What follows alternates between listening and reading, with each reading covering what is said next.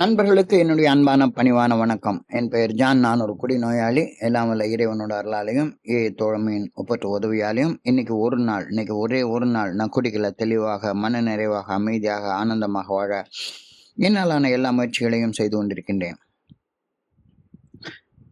கோயம்புத்தூர் ஒருங்கிணைப்பு குழு நண்பர்களின் குழுவின் தீர்மானத்தின்படி 24 hours a day 24 மணித்துளிகள் ஒரு நாள் அப்படின்ற புத்தகத்தை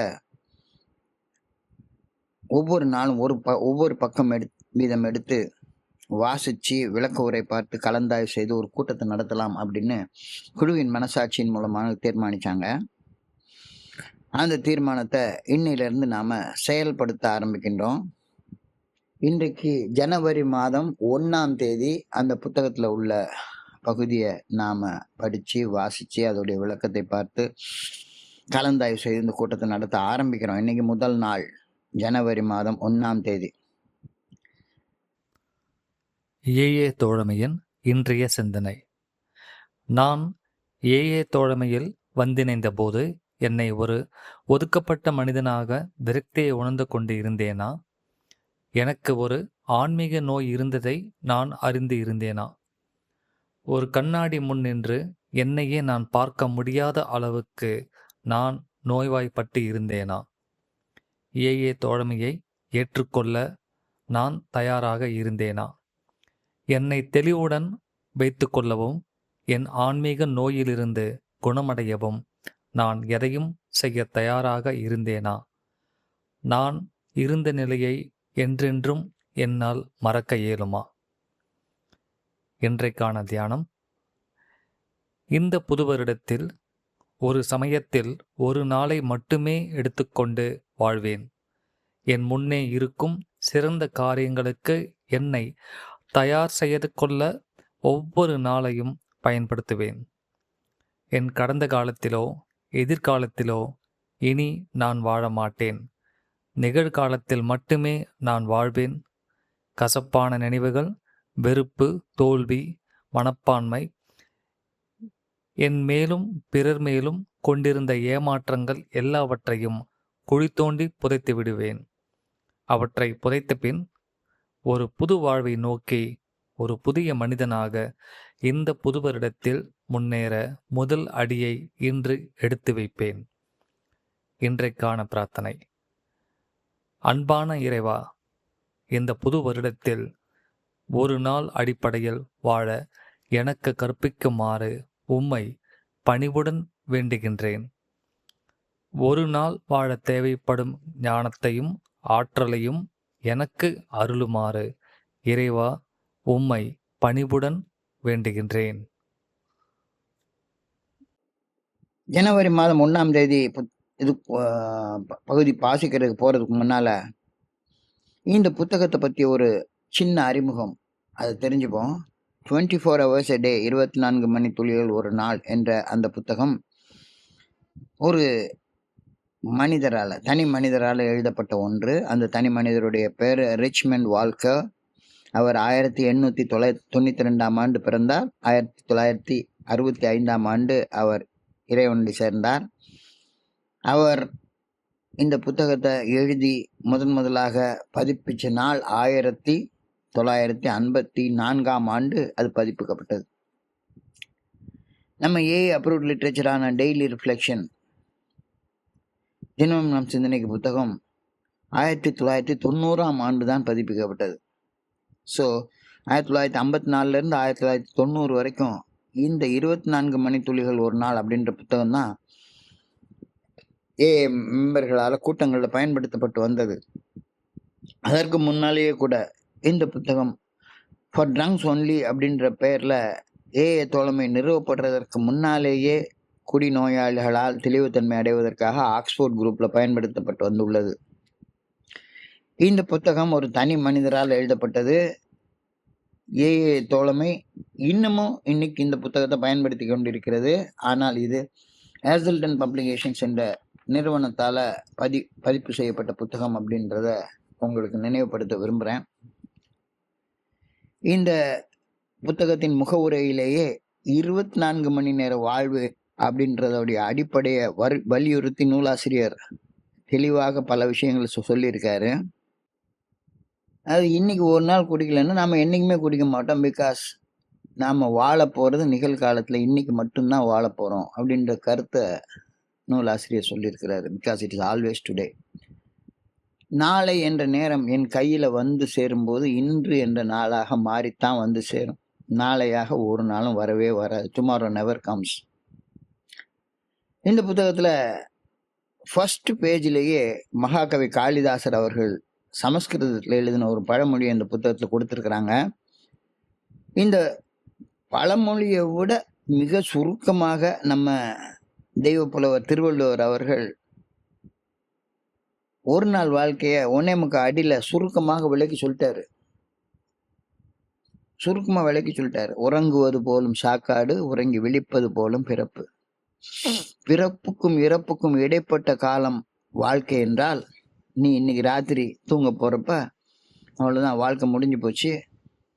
உறங்குவது போலும் சாக்காடு, உறங்குவது போலும் மரணம், உறங்கி விழிப்பது போலும் பிறப்பு. நாளை காலையில கண்ணு முழிச்சு பிறக்கும் போது நான் புதுசா பிறக்கிறேன்.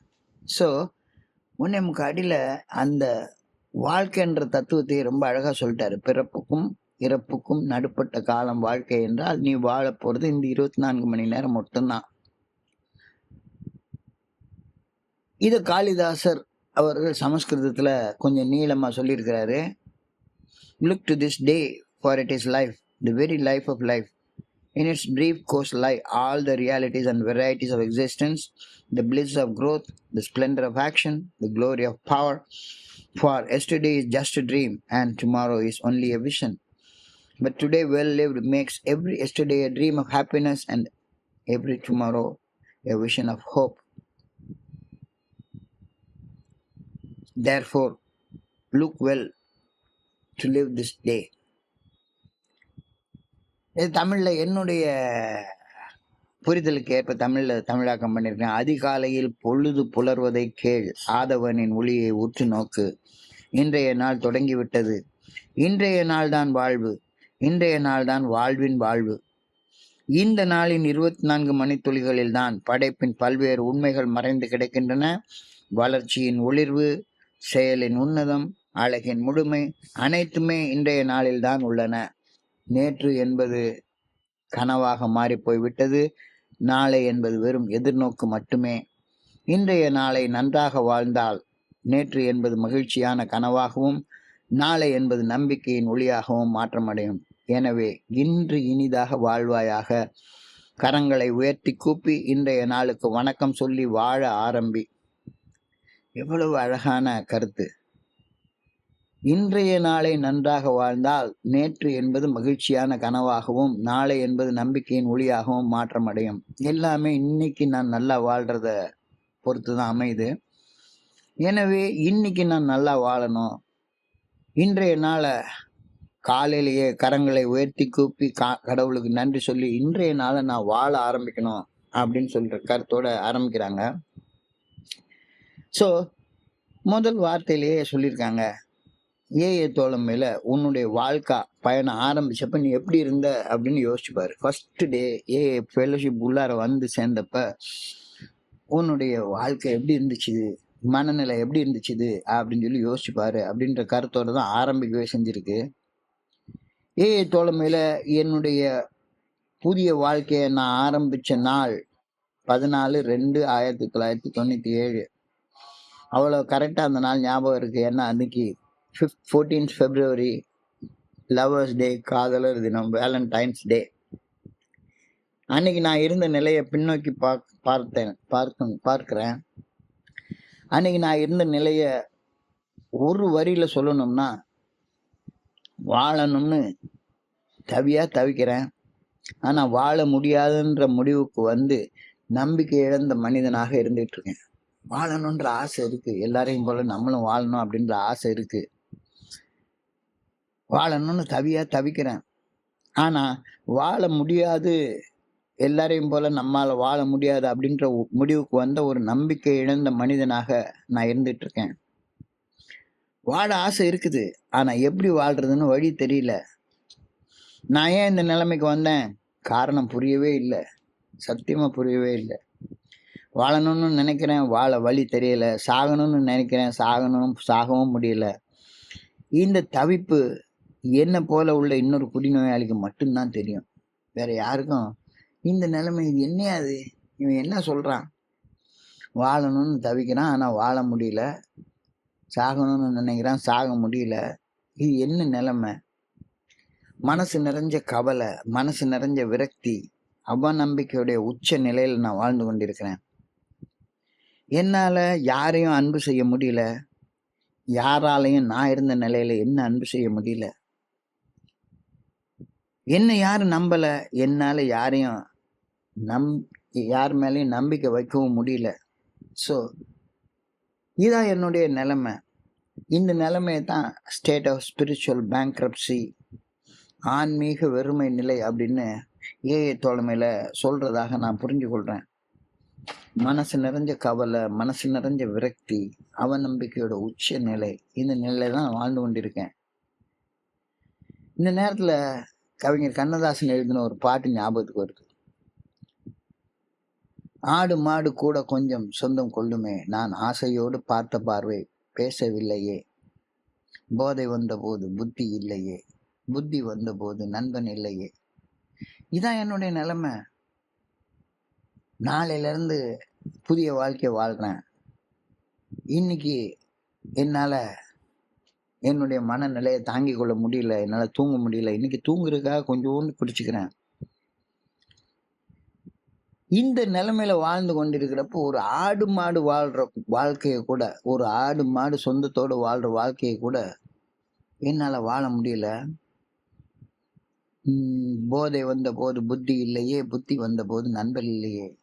இது தெளிவாக என்னுடைய நிலைமைய இந்த ஒரு பாடல்ல வர்ணிச்சு சொல்றாங்க.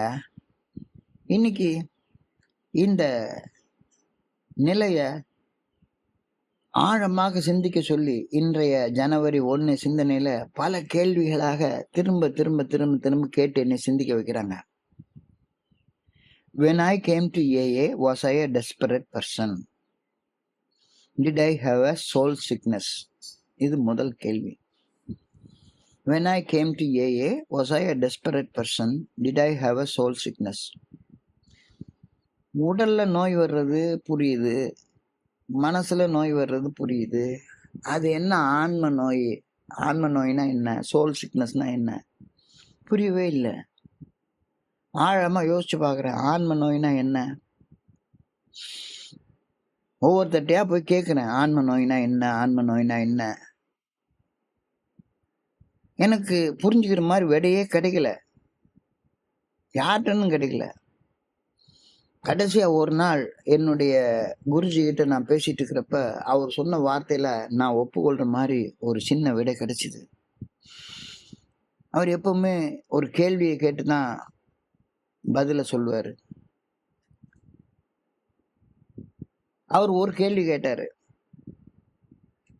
இந்த உலகத்துல நீ ஆழமாக நிபந்தனை இல்லாம அன்பு செய்யற ஒரு மனுஷன் இருக்காங்களா அப்படின்னு சொல்லி கேட்டார். நீ அன்பு செய்ய ஒரு மனுஷன் இந்த உலகத்துல இருக்காங்களா அப்படின்னு சொல்லி கேட்டார். உடனே நான் நினைச்சேன், நான் என்னுடைய அம்மாவை அன்பு செய்யறேன் தானே, மனைவி அன்பு செய்யறேன் தானே, மனைவியோட சேர்ந்து ஒரு பிள்ளைய பெற்றெடுத்திருக்கேன் தானே, ஒழுங்கா வேலைக்கு போறேன்னு, இன்னும் வேலை போகலையே அப்படின்னு நான் நினைச்சேன். அப்போ நான் என்னுடைய அம்மாவை அன்பு செய்யறேன், மனைவி அன்பு செய்யறேன் அப்படின்னு சொன்ன உடனேயே அவர் கேட்டாரு, நீ உன்னுடைய அம்மாவை அன்பு செய்யறது உண்மையாக இருந்தால் உங்க அம்மாவுடைய மரண நாள் அன்று அவங்க அந்த பக்கமா பணமா கெடுக்கிறப்ப இந்த பக்கம் போன மாதிரி நீ போதையில படுத்து தூங்கிட்டு உட்கார்ந்து இருப்பியா அப்படின்னு ஒரு கேள்வி கேட்டாரு. உன்னுடைய மனைவி அன்பு செய்யறது உண்மையாக இருந்திருந்தா அவங்க கூட சேர்ந்து இருக்கிற நாள்ல அவங்கள ஒரு திருநாயை போல நடத்திருப்பியா? அன்பு செய்ய உனக்கு ஒரு ஜீவன் கூட இந்த உலகத்துல இல்ல. அம்மா, மனைவி, பிள்ளை, நண்பன் யாருமே இல்லை. அப்ப அந்த நிலைக்கு பேர் என்ன? அந்த நிலைக்கு பேர் தானே ஆன்மீக வெறுமை நிலை. Spiritual bankrupt state. யாரையும் உன்னால் அன்பு செய்ய முடியல, எவரும் உன்னை அன்பு செய்யல. யாரையும் நம்ப உன்னால முடியல, எவருமே உன் மேல நம்பிக்கை வைக்கல. இந்த நிலைமைக்கு பேர் தான் ஆன்மீக வெறுமை நிலை. இந்த ஆன்மீக வெறுமை நிலைக்கு பேர் தான் சோல் சிக்னஸ் அப்படின்னு சொல்றாங்க அப்படின்னு சொல்லி சொன்னாரு. A state of profound despair and inner turmoil manifesting as hopelessness and incompetence. Total demoralization அப்படின்னு வார்த்தைகள் எல்லாம் பயன்படுத்தார். A state of profound despair, முழுமையான விரக்தி நிலை. உள்ளுக்குள்ளார மனசு கொந்தளிச்சுக்கிட்டே கிடக்குது எல்லா நேரத்துலையும். வாழ முடியுன்ற நம்பிக்கை இல்லை. Manifesting as hopelessness and incompetence. எதையும் செய்யறதுக்கு எனக்கு கொஞ்சம் கூட சக்தியே இல்லாத மாதிரி ஒரு ஃபீலிங். டோட்டல் டிமாரலைசேஷன், முழுமையான ஒழுக்க குறைபாடு. தீய ஒழுக்கத்தை தவிர நல்ல ஒழுக்கம் கடைசி காலத்தில் வாழணும்னு தோணவே இல்லை. Total loss of physical, mental, emotional and spiritual health. Inner disorder, lack of courage, feeling of undermined, lack of connection. என்னென்ன வார்த்தை இல்லாமல் எழுதுறாங்க இந்த சோல் சிக்னஸ் அப்படின்ற அந்த நிலையை வர்ணித்து சொல்றது. Total loss of physical, mental, emotional and spiritual health. உடல்லையும் ஏகப்பட்ட நோய்கள். உடல் அளவில் கம்ஃபர்டபுளாக வாழ முடியல. மனசுக்குள்ளார தேங்கி இருக்கக்கூடிய பயம், கோபம், பொறாமை, சந்தேகம், காமம், சோம்பேறித்தனம், ஆணவம், கழிவிறக்கம். ஸோ மனநலமும் இல்லை. இமோஷனல் ஹெல்த், எப்போ பார்த்தாலும் உணர்ச்சி கொந்தளிப்பு, உணர்ச்சி தடுமாற்றத்தில், ஒரு அதிதீவிர மன கிளர்ச்சியில், ஒரு அதிதீவிர மன எழுச்சியில், ஒரு அதிதீவிர மன வெறியில் வாழ்ந்து கொண்டிருக்கிற மனநிலை. இன்னர் டிசார்டர், உள்ளுக்குள்ளார ஃபுல்லாக மனம் சிதைந்து போய் கிடக்குது. லேக் ஆஃப் கரேஜ், துணிச்சலே இல்லை. ஃபீலிங் ஆஃப் அண்டர்மைண்ட், பயங்கரமான ஒரு தாழ்வு மனப்பான்மை. லேக் ஆஃப் கனெக்ஷன், எவ்வொரு கூடயும் தொடர்பு கொள்ளவே முடியல.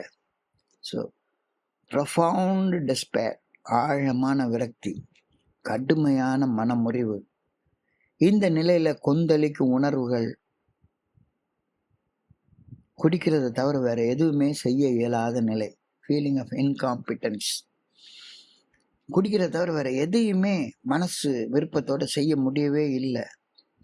உடல், மனம், உணர்வு முழுவதும் சோர்ந்து போன நிலையில இந்த உடல்ல மட்டும் நான் வாழ்ந்துட்டு இருக்கேன். இந்த உடல் மட்டும் எதாலேயோ இயங்கிட்டு இருக்குது. எதால இயங்குதுன்னு தெரியாத ஒரு அவல நிலை. கிரிப்பிங் ஃபியர், எப்போ பார்த்தாலும் அந்த கண்ணில் அந்த ஃபியர் தெரியும். நான் இப்போ வர்ற நேரத்தில் சில புதிய நண்பர்களை பார்க்குறேன். அந்த கண்ணில் அந்த பயம் தெரியும். நடுங்க வைக்கிற பயம். எது கூடயும் தொடர்பு இல்லாத நிலை. Feeling of unconnected. இந்த நிலையில் நான் இருக்கிறேன்னா நீ யோசிச்சு பாரு. ஒரு ஆழமான சிந்தனையை கொடுத்துருக்குறாங்க. ஐ could not stand before a mirror and look at my self. சில நண்பர்கள் சொல்லுவாங்க, என்னடா காலங்காத்தால எழுந்த உடனே கண்ணாடியை போய் பார்த்தோம்னா, என்னடா மனுஷன் என்ன வாழ்க்கடா வாழ்ந்துட்டு இருக்க அப்படின்னு சில நண்பர்கள் சொல்லுவாங்க. கண்ணாடியை பார்த்து நானே காரி துப்பிட்டு வருவேன் அப்படின்னு. I could not stand before a mirror and look at myself. Should I ever forget this condition where I was in? இந்த நிலையை மறக்க முடியுமா? am I ready to try something new?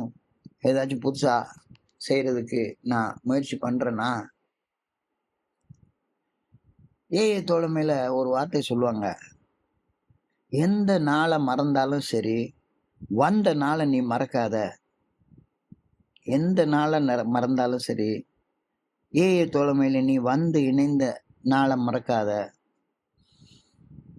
அதே இன்னொரு வார்த்தைகளை சொன்னா, நீ எந்த நிலைமையில இன்னைக்கு நீ இருந்தாலும் சரிதான், எந்த உயர்ந்த நிலையை அடைஞ்சிருந்தாலும் சரிதான், தோழமையில வந்த அன்னைக்கு நீ இருந்த நிலையை மறந்து போயிடாத. அன்னைக்கு நீ இருந்த நிலையை மறந்து போயிடாத. this too shall pass. அன்னைக்கு நீ இருந்த அந்த விரக்தி நிலை, ஆழ்ந்த விரக்தி நிலை, கடுமையான மனமுறிவுல இருந்த நிலை, உணர்வுகள் கொந்தளிச்சுக்கிட்டு இருந்த நிலை மாறி போச்சுல்ல. அன்னைக்கு குடிக்கிறத தவிர வேற ஒண்ணுமே இல்லை அப்படின்னு நீ நினைச்சிட்டு இருந்த நிலை மாறி போச்சுல்ல. அப்ப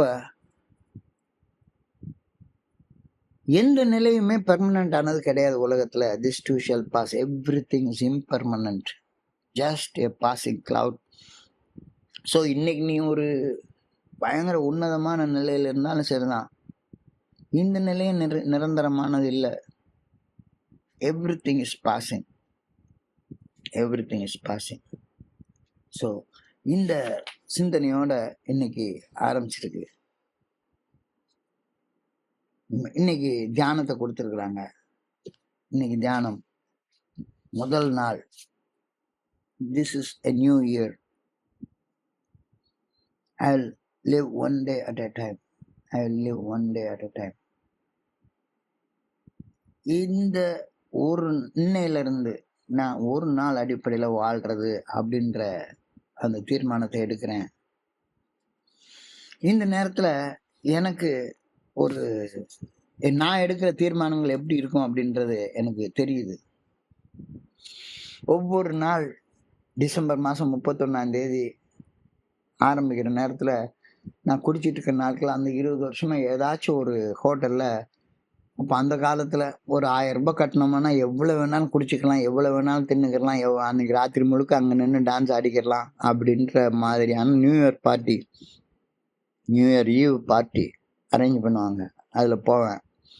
போயிட்டு எல்லா நண்பர்கள் முன்னாலேயும் அப்படியே கரெக்டாக அந்த 12 மணி அடிக்கிற நேரத்தில் ஹாப்பி நியூ இயர் சொல்கிறதுக்கு முன்னால் கையில் கிளாஸை வச்சுக்கிட்டு சிகரெட்டை வச்சுக்கிட்டு, இந்த நியூ இயருக்கு அப்புறமா நான் குடிக்கவே மாட்டேன் அப்படின்னு சொல்லி சபதம் எடுத்துட்டு அப்படியே கிளாக்கே பார்த்துட்டே இருக்கிறது, கவுண்ட் டவுன் பண்ணி. கரெக்டாக 12 மணி முடித்த உடனே கையில் இருக்கிற சிகரெட்டை தூக்கி கீழே போட்டுட்டு கையில் இருக்கிற கிளாஸை ஒரு கல்ப் அடிச்சுட்டு, அவ்வளோதான், இனிமே குடிக்கவே மாட்டேன் அப்படின்னு சொல்லி ஒரு சபதம் தீர்மானம் பண்ணியிருப்பேன். 12 மணி அடிச்சுட்டு 12:05 மறுபடியும் எனக்கு அந்த what they call as the desperate state, ஆழமான விரக்தி நிலை மறுபடியும் இந்த தொத்திக்கும். 12:05 உடனே ஒரு சிந்தனை எனக்குள்ளாரையே நிலைமையை நியாயப்படுத்துவேன். அதெல்லாம் அந்த வெள்ளைக்காரனுங்க தாண்டா ராத்திரி 12 மணிக்கு நாள் ஆரம்பிக்குது அப்படின்னு சொல்லி சொல்றாங்க. நம்மளுடைய இந்திய கணக்குப்படி சூரிய உதயம் தான் நாள் ஆரம்பிக்கிறதுக்கான கணக்கு. ஸோ 6 மணிலிருந்து நாம குடிக்கிறத விட்டுருவோம் அப்படின்னு வெறும் 5 நிமிஷத்துல நான் எடுத்த அந்த தீர்மானத்தை தள்ளி போட்டுருவேன். 12 மணிக்கு மணி அடிக்கிறப்ப ஹாப்பி நியூ இயர்னு கத்திட்டு கீழே போட்டு அணைச்ச சிகரெட்டு 12:05 திரும்ப பற்ற வச்சுருவேன். மறுபடியும் உட்காந்து டான்ஸ் ஆடிட்டு எல்லாம் பண்ணி முடிச்சுட்டு போதையில் தூக்கத்தில் எழும்புனா காலையில் 6 மணிக்கு சூரிய உதயத்தை எங்கே பார்க்கறது? 10 மணி 10:30 மணி 11 மணிக்கு எழும்புற நேரத்தில் செய்கிற வேலை அனிச்சை செயலாக ஒரு சிகரெட் எடுத்து டக்குன்னு பற்ற வச்சுருவேன். அவ்வளோதான், முடிஞ்சு போச்சுது. ஐயோ இந்த வருஷம் முழுக்க வேஸ்ட்டாக போச்சு அப்படின்னு உடனே உருளுக்குள்ளார இன்னொரு எண்ணம் ஓடும். ஜனவரி 1 புது வருஷம் எவன்டா சொன்னது? தை மாதம் 14 ஜனவரி 14 தை 1 அதுதான் பொங்கல், அதுதான் புது வருஷம். ஸோ பொங்கல்ல இருந்து குடிக்க வேண்டாம் அப்படின்னு பொங்கல் அன்னைக்கு இதே விஷயம் நடக்கும். உடனே நான் என்னை நானே கொஞ்சம் மாற்றி பட்டுவேன். சித்திரை 1 தான் உண்மையான தமிழ் வருஷ பிறப்பு, ஏப்ரல் 14 சித்திரை 1ல இருந்து இருப்போம் அப்படின்னு இப்படியே தள்ளி போயிட்டே இருக்கும். ஸோ இந்த நேரத்துல எனக்கு ஒரு பாட்டு ஞாபகத்துக்கு வருது. ஆண்டுக்கு ஆண்டு தேதிக்கு தேதி 1000 இருக்குது சுபதினம், அடுத்தவர் நலத்தை நினைப்பவர் நமக்கு ஆயுள் முழுவதும் சுபதினம். ஸோ உன்னுடைய புதிய நாளை இந்த நேரத்துல தான் ஆரம்பிக்கணுன்ற அவசியமே கிடையாது. எந்த நேரத்துல வேணாலும் நீ ஆரம்பிக்கலாம். எந்த நேரத்தில் வேணாலும் ஆரம்பிக்கலாம். நீ ஆரம்பிக்கிற நேரம் உனக்கு சுபதினம். அந்த சுபதினம் இன்னைக்கு ஒரு நாள், இன்னைக்கு ஒரு நாள். இதை நீ ஆழமாக மெடிடேட் பண்ணி பாரு. காலையில் நீ எழும்பினோடனே 10 மணிக்கு ஒரு நாள் ஆரம்பிக்கக்கூடாதுன்னு என்ன கட்டாயம் இருக்கு? என்ன கட்டாயம் இருக்கு? ஸோ இந்த மொமெண்ட்ல இருந்து வாழ்க்கை ஆரம்பி. I will make each day a preparation of better things ahead. நேற்றுக்கு நாளை விட இன்னைக்கு ஒரு நாள், நேற்றைய விட இன்னைக்கு ஒரு நாள் பெட்டராக வாழ்றதுக்கு என்னாலான முயற்சிகளை நான் செய்வேன். நேற்று அனுபவத்துல இருந்து பாடத்தை கற்க வேண்டிய பட்டறிவு பாடத்தை கற்றுக்கிட்டு நேற்றுக்கு எனக்கு எது துன்பத்தை கொடுத்ததோ அந்த செயலை இன்னைக்கு நான் செய்யாம வாழ்வேன். ஐ will bury every fear of future. இன்னைக்கு நல்லது செஞ்சா நாளைக்கு நல்லதாக தான் விடியும் அப்படின்ற நம்பிக்கையோட வாழ கற்றுக்குவேன். I will bury all thoughts of unkindness and bitterness, all my dislikes, my resentments, my sense of failure, my disappointments on others. எல்லாம் என்னுடைய தோல்வி மனப்பான்மை, என் மனசுக்குள்ளார இருந்த வெறுப்பு, மன கசப்பு, எரிச்சல், பகைமை எல்லாத்தையும் இப்போ குழி தோண்டி போச்சுட்டு இன்னைக்கு ஒரு புதிய நாள் கையில் கிடைச்சிருக்குது அப்படின்ட்டு இன்னைக்கு புதுசாக வாழ ஆரம்பிப்பேன். அழகான ஒரு பாட்டு மகாகவி எழுதுவார். சென்றது இனி மீளாது மூடரே, நீர் சென்றதையே சிந்தை செய்து கொன்றடிக்கும் கவலை எனும் குழியில் வீழ்ந்து குமையாதே, சென்றதனை குறித்தல் வேண்டாம், இன்று புதிதாய் பிறந்தோம் என்ற எண்ணம் அதை திண்ண முறை இசைத்து கொண்டு தின்று விளையாடி இன்புற்றிருந்து வாழ்வீர், தீமையெல்லாம் பறந்து போம் திரும்பி வாரா அப்படின்ற ஒரு கருத்து. So I leave all these things buried and go forward in this new year into a new life. So and the new life begins this moment. இந்த மொமெண்ட்ல எந்த மொமெண்ட்ல நீ இப்போ இருக்கியோ அந்த மொமெண்ட்ல இருந்து life is a succession of moments. Life வந்து ஒவ்வொரு மொமெண்டா உனக்கு வந்துட்டே இருக்குது. You cannot step into a river twice அப்படின்னு சொல்லி ஒரு சைன பழமொழி சொல்லுவாங்க. ஓடிட்டு இருக்கிற நதியில புதுசாக தான் வந்துட்டே இருக்கும் தண்ணி. ஒரு நதியில 2 தடவை கால் நனைக்க முடியாது. புதுசு புதுசாக தண்ணி வந்துக்கிட்டே இருக்கும். அது மாதிரி ஒரே நாளில் 2 தடவை என்னால் வாழ முடியாது. ஒரு மொமெண்ட் 2 தடவை என்னால் வாழ முடியாது. இந்த கருத்தை நான் புரிஞ்சு கொண்டுட்டேன்னா என் கையில் கிடைக்கக்கூடிய இந்த மொமெண்ட் அதைத்தான் ப்ரெசன்ட்னு சொல்கிறோம். ப்ரெசன்ட் என்றால் gift. Don't waste the gift of God. இந்த மொமெண்ட் உனக்கு இறைவன் கொடுத்திருக்கிற கிஃப்ட். அந்த கிஃப்டை வேஸ்ட் பண்ணிடாத அப்படின்னு சொல்லிட்டு ஸோ ரொம்ப அழகாக சொல்லியிருக்காங்க. I pray that God will guide me one day at a time in the new year. I pray that each day God will supply me the wisdom and strength that I need. நாளைக்கு வாழ போகிறதுக்கான திட்டமிடலை உன் மூளையை வச்சு தான் செய்யணும். இந்த மொமெண்ட்ல தப்பு செய்யாமல் வாழ்கிறதுக்கான ஞானத்தையும் சக்தியையும் ஆண்டவன் தான் உனக்கு கொடுக்க முடியும் அப்படின்ற கருத்தை ரொம்ப தெளிவாக சொல்லியிருக்கிறாங்க. ஸோ ஒரு சின்ன சுருக்கமான சினாப்சிஸ் திரும்பி பார்ப்போம். இந்த புத்தகம் இன்னைக்கு நாம் ஆரம்பிச்சிருக்கிறோம். இந்த புத்தகம் 24 மணித்துளிகள் ஒரு நாள் அப்படின்ற புத்தகம் ரிச்சர்ட் வால்கர் அப்படின்ற ஒரு நண்பரால் எழுதப்பட்ட புத்தகம். 1954 பதிப்பிக்கப்பட்டது. டெய்லி ரிஃப்ளெக்ஷன்ஸ் என்ற புத்தகம் வர்றதுக்கு முன்னால் டெய்லி ரிஃப்ளெக்ஷன்ஸ் 1990 தான் பதிப்பிக்கப்பட்டது. அதுக்கு முன்னால் இந்த புத்தகம் தான் ஆக்ஸ்ஃபோர்ட் குரூப்பில் கூட ஃபார் ட்ரங்க்ஸ் ஒன்லி அப்படின்ற புத்தக பெயரில் இந்த புத்தகம் பயன்படுத்தப்பட்டு வந்திருக்கிறது. இந்த புத்தகத்தை எழுதின நூலாசிரியர் அழகாக எழுதுகிறார். we will never take if we do not take the first drink today, we will never take it because it is always today. நாளை என்ற நாள் கிடையவே கிடையாது. tomorrow never comes. when tomorrow reaches us, it reaches us as today. So ரொம்ப அழகாக எழுதுறாரு. yesterday is just a dream, tomorrow is just a vision, but today well lived makes every yesterday a dream of happiness and every tomorrow a vision of hope. Look well therefore to this day அப்படின்ற கருத்து உறங்குவது போலும் சாக்காடு, உறங்கி விழிப்பது போலும் பிறப்பு. பிறப்புக்கும் இறப்புக்கும் இடப்பட்ட காலம் வாழ்க்கை. வாழ போற காலம் 24 மணி நேரம். 24 மணி நேரத்தை கூட இந்த 8 மணி நேரம் தூங்குறதை கழிச்சிட்டா மிச்சம் 16 மணி நேரம் தான். வெறும் 16 மணி நேரம் தான் வாழ போறோம். ஸோ இந்த நினைப்பை வச்சுட்டு வாழு. இந்த நேரத்துல ஏஏ தோழமையில வந்து இணைஞ்ச அன்னைக்கு நீ எப்படி இருந்த அந்த ஸ்டேட்டை ரிமைண்ட் பண்றாரு. இன்னைக்கு வாழணும்னு ஆசை இருக்கு, ஆனா எப்படி வாழ்றதுன்னு வழி தெரியல. சாகிறதுக்கும் முடியல, வாழவும் முடியாம சாகவும் முடியாம. ஏன்டா? என்னுடைய குருஜி அழகா சொல்லுவாரு, வாழ்ந்துட்டு செத்து போடா, செத்து செத்து ஏன்டா வாழ்ற. அந்த வார்த்தையை யோசிச்சு பாருங்களேன். வாழ்ந்துட்டு செத்து போ, செத்து செத்து ஏன் வாழ்ற. கவலை, விரக்தி, அவநம்பிக்கையோட உச்சம். என்னால யாரையும் அன்பு செய்ய முடியல, யாரும் என்னை அன்பு செய்ய முடியல, என்னால யாரையும் நம்ப முடியல, எவரும் என்னை நம்ப முடியல. இந்த ஆன்மீக வெறுமை நிலையில, ஸ்பிரிச்சுவல் பேங்க்ரப்ட் ஸ்டேட்ல நான் வர்றப்ப இருந்தேன்றது எனக்கு புரியுது. அந்த spiritual bankrupt state, what they call soul sickness. அந்த சோல் சிக்னஸ் என்ன அப்படின்னு சொல்லி ஆழமா சிந்திச்சு பார்க்குறப்ப, state of profound despair and inner turmoil manifesting as hopelessness and incompetence, total demoralization, total loss of emotional, mental, physical and spiritual health. மனதளவில், உடல் அளவில், உணர்வு ரீதியாக கொஞ்சம் கூட ஒரு ஹெல்த்தே இல்லை.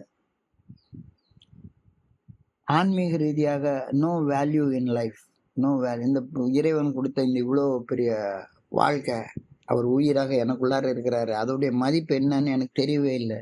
Total loss of spiritual values, ஆழ்ந்த விரக்தி, கடுமையான மன நிறைவு, கொந்தளிக்கும் உணர்வுகள், குடிக்கிறது தவிர வேற எதையுமே செய்ய இயலாத நிலை, உடல் மனம் உணர்வு முழுவதும் சோர்ந்து போன நிலை. இந்த நிலையில நான் இருந்துட்டு இருந்தேன். என்னால ஒரு கண்ணாடியில என் முகத்தை கூட பார்க்க முடியாது, அந்த அளவுக்கு ஒரு விரக்தி. இந்த நிலையை மறக்காத. எந்த நிலைக்கு போனாலும் சரிதான், இந்த நிலைக்கு எந்த செயல் உன்னை கொண்டு போச்சுது அப்படின்றத மறக்காத. should I ever forget this condition I was in? எந்த நிலையை மறந்தாலும், எந்த நிலையை நீ அடைந்தாலும், தோழமைக்கு வந்து சேர்ந்த அன்னைக்கு நீ இருந்த நிலையை மறக்காத. எந்த நிலையும் மாறும் தன்மையுடையது அப்படின்றத புரிஞ்சுக்கோ. தோழமையில வந்து சேர்ந்த அன்னைக்கு இருந்த நிலை இன்னைக்கு இல்ல மாறி இருக்குல்ல. அப்போ இன்னைக்கு இருக்க பெரிய உயர்ந்த நிலை கூட மாற்றம் அடையும். This too shall pass. So live life moment to moment. So ஒரு நாள் அடிப்படையில் இந்த நாளை வாழ கற்றுக்கோ அப்படின்ற மெடிடேஷனை சொல்லியிருக்கிறாங்க. ஒரு நாள் அடிப்படையில் வாழ கற்றுக்கோ. ஒரு நாள் அடிப்படையில் வாழ்றதுக்கு தேவையான பலத்தை ஆண்டவன்கிட்ட கேட்டு வாங்கி அந்த பலத்தோட இன்றைய ஒரு நாள் வாழ கற்றுக்கோ அப்படின்ற சிந்தனையோட இன்றைய பகுதி ஆரம்பிச்சிருக்குது. ஸோ நாம் ஜனவரி 1 தொடங்கின இந்த பயணம் டிசம்பர் 31 வரைக்கும் 365 நாளும் தொடங்க இருக்குது. இந்த 365 நாளும் இதே பேட்டர்ன் தான். நான் இன்னைக்கு எப்படி இருக்கேன் அப்படின்ற ஒரு சிந்தனை, என்னால் என்னவாக மாற முடியும் அப்படின்ற தியானம், அவ்வாறு மாறுவதற்கு நான் என்ன செய்ய வேண்டும் அப்படின்ற பிரார்த்தனை. இந்த பேட்டர்னில் தான் இந்த புக்கு முழுக்க முழுக்க முழுக்க முழுக்க எழுதப்பட்டிருக்கிறது. ஸோ தொடர்ந்து இந்த புத்தகத்தை நாம் வாசித்து விளக்கம் பார்த்து கலந்தாய்வு செய்து இந்த பயணத்தை நடக்க இருக்கிறோம். ஸோ எனக்கு இந்த வாய்ப்பை கொடுத்த நண்பர்களுக்கு என்னுடைய மிக பணிவான நன்றிகளை தெரிவித்துக் கொள்கிறேன். இது வரைக்கும் பொறுமையாக கேட்ட ஒவ்வொரு நண்பருக்கும் என்னுடைய பணிவான நன்றிகள். இந்த நாட்பொழுது நண்பர்களுக்கு இனிமையான நாளாக அமைய, இந்த ஆண்டு முழுக்க மனிதர் நண்பர்களுக்கு இனிமையான ஆண்டாக அமைய நான் இறைவனை பணிவோடு வேண்டிக் கொள்கின்றேன். நன்றி நன்றி நன்றி நன்றி. வாழ்க வையகம், வாழ்க வளமுடன். Thank you so much.